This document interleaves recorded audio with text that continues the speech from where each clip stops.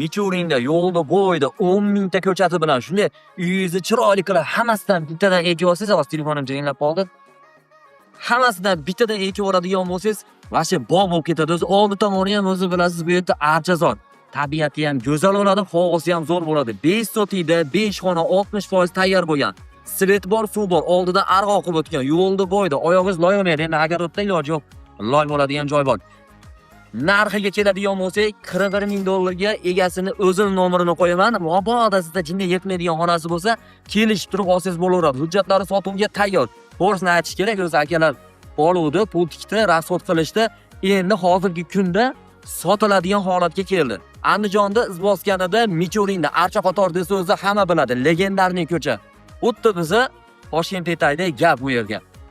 Bemalol sodalashib olishingiz mumkin. Narx-navosi, ko'chatlari hamma yo'g'i joy-joyda. Asosiysi hujjati zo'r. Aloqaga chiqing. Bu videoda nima edi? Gez Michurin atrofidagilarga maksimal jo'natib qo'yamiz.